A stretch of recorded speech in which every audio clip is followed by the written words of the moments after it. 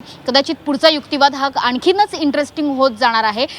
एक प्रकारे जी तुलना केलेली आहे कपिल सिब्बलांनी सरकारी जमीन आणि त्याच्यावर उभी राहणारी अनधिकृत बांधकामं याची तुलना एकनाथ शिंदे यांच्या पक्षाशी कपिल सिब्बल करतायत की मूळचा शिवसेना पक्ष आणि त्याच्यावर उभी राहिलेली विधिमंडळात फुटलेली आमदारांची संख्या आणि तोच अधिकृत पक्ष असल्याचा दावा, अशा पद्धतीची तुलना, अशा पद्धतीचा युक्तिवाद कपिल सिब्बलांकडून होतोय। मात्र ही जी उपमा दिली आहे, ही जी तुलना केलेली आहे कपिल सिब्बलांनी, या तुलनेच्या आधारे न्यायालय युक्तिवाद हा मान्य करेल का आणि न्यायालय ह्या तुलनेच्या आधारे निर्णय देईल का? तर अर्थातच न्यायालयामध्ये जी कुठली प्रक्रिया चालते, न्याय प्रक्रिया चालते, ती कुठल्याही केवळ तर्काच्या आधारे चालत नाही, ती पुराव्यांच्या आधारे चालते, हे देखील लक्षात घेतलं पाहिजे। आणि त्याच्यामुळे कपिल सिब्बलांनी हा तर्क, हा युक्तिवाद, ही तुलना जरी मांडली असली तरी सुद्धा समोरून म्हणजे एकनाथ शिंदेंच्या वकिलांकडून याच तर्काला, याच तुलनेला आणि याच युक्तिवादाला कदाचित याहूनही परखड उत्तर येऊ शकेल।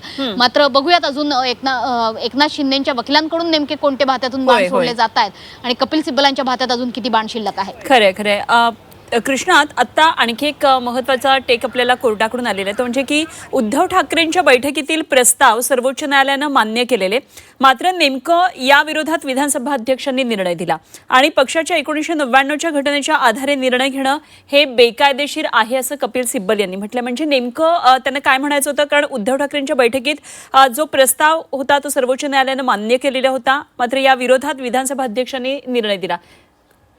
काय नेमकं कुठल्या निर्णयाकडे त्यांचा हा रोख आहे?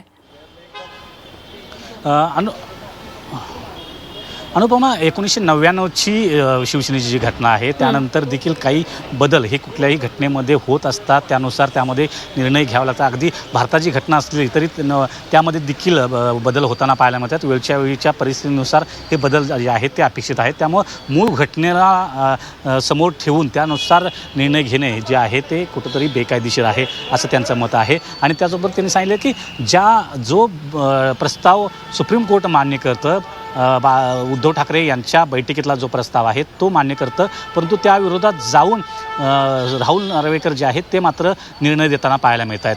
हे कुठंतरी कायद्याला बरोबर नाही आहे, कारण उद्धव ठाकरे यांच्या पक्षाच्या नावानुसार आणि उद्धव ठाकरे यांच्या सहीनुसार ही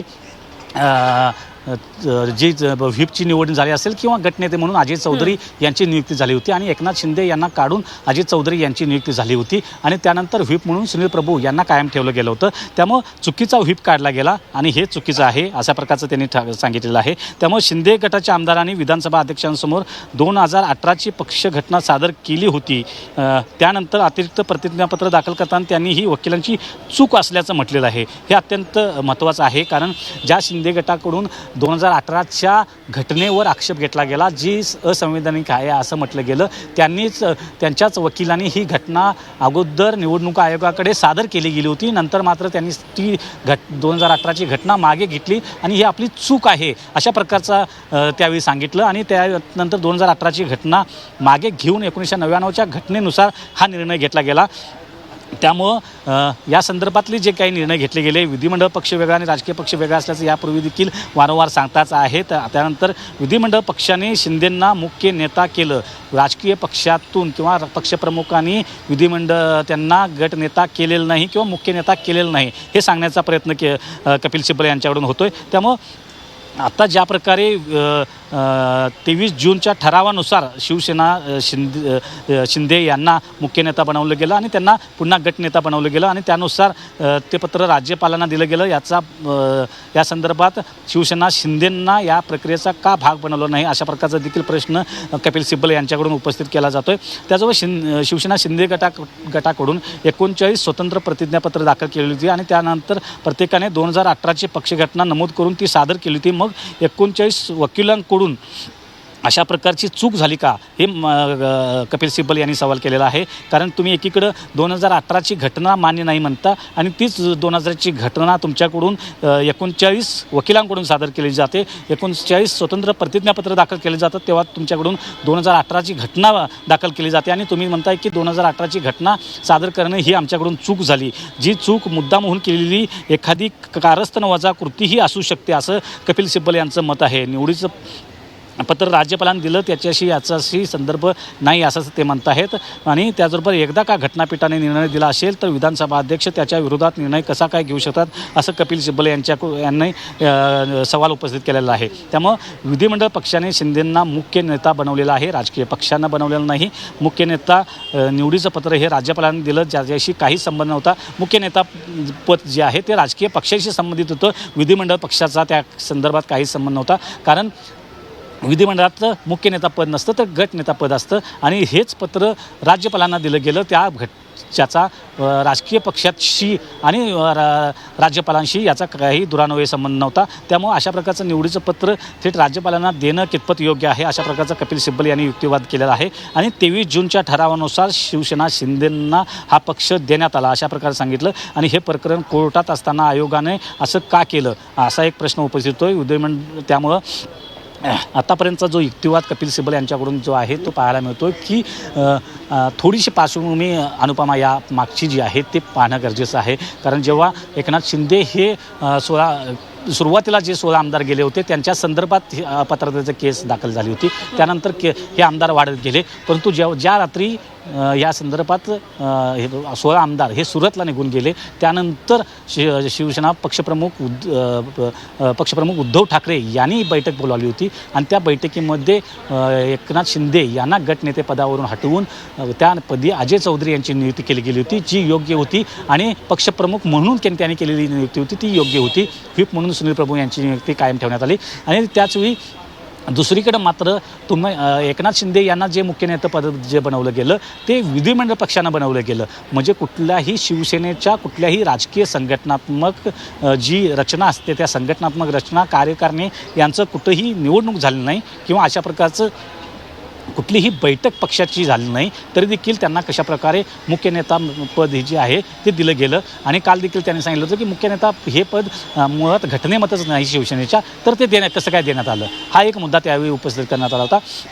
आणि त्यानंतर मुख्य नेता पद दिल्यानंतर ते पत्र जे आहे ते राज्यपालांना दिलं गेलं, ज्याचा या घटनेशी म्हणजे शिवसेनेच्या घटनेशी किंवा राजकीय पक्षाशी थेट संबंध नव्हता. त्यामुळे विधिमंडळ पत्राच्या आधारावर फडणवीस आणि शिंदे यांनी सरकार स्थापन केलं असं त्यांनी म्हटलेलं आहे. त्यामुळं अशा प्रकारे निवडीचं पत्र देणंच मुळात चुकीचं आहे. आणि विधिमंडळ पक्षाचा आणि राजकीय पक्ष हा पूर्णतः वेगळे आहेत. आणि त्या विधिमंडळ पक्षाकडून या मुद्द्यावर आपण आणखी चर्चा करूया. पण एक खूप इंटरेस्टिंग मुद्दा आता पुढे आलेला आहे जो कपिल सिब्बल यांनी युक्तिवाद करताना यामध्ये भाजपचं आता नाव घेतलेलं आहे.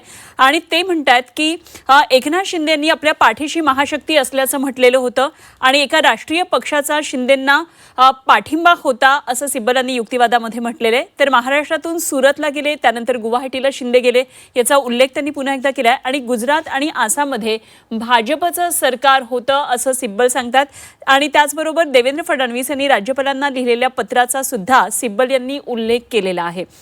ही खूप मला वाटते एक आत्ताच्या युक्तिवादातली एक महत्त्वाची बाब म्हणावी लागेल. कारण एकनाथ शिंदेंनी आपल्या पाठीशी महाशक्ती असल्याचं म्हटलेलं होतं आणि तशी त्यांची प्रतिक्रिया सुद्धा उपलब्ध आहे. आणि त्यामुळे याचाच उल्लेख आता कपिल सिब्बल यांनी दिलेला आहे. मनश्री, खूप वेगळा युक्तिवादातला एक महत्त्वाचा पॉईंट आहे. खरं तर या आधी सुद्धा हा मुद्दा आलेला होता, मात्र आज पुन्हा एकदा त्या मुद्द्याचा उहापोह होतोय.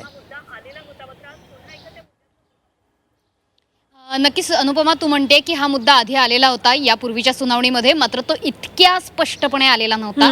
आज कपिल सिब्बल अतिशय स्पष्टपणे आपला मुद्दा ठेवत आहेत.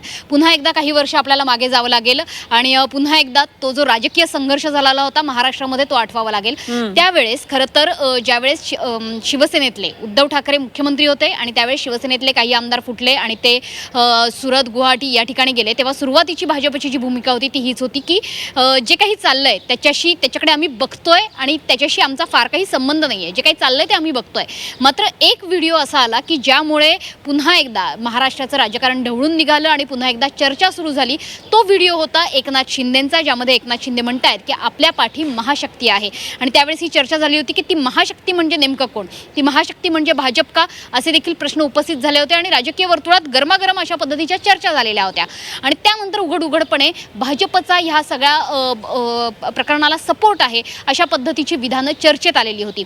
आज कपिल सिब्बल न्यायालयामध्ये जो युक्तिवाद करतायत तो ह्या सगळ्या घटनाक्रमाला घेऊन करतायत. करतायत. खरं तर तू म्हणलीस की एक सगळ्यात महत्त्वाचा मुद्दा जो अर्थातच भाजपला घेऊन आहे तो तर इंटरेस्टिंग आहेच, मात्र आणखी एक दुसरा मुद्दा महत्त्वाचा आहे की जे 39 स्वतंत्र प्रतिज्ञापत्र दाखल केलेली होती शिंदे गटाने, त्यावेळेस ती प्रतिज्ञापत्र चुकीची होती का, हा सुद्धा एक मुद्दा उपस्थित केलेला आहे.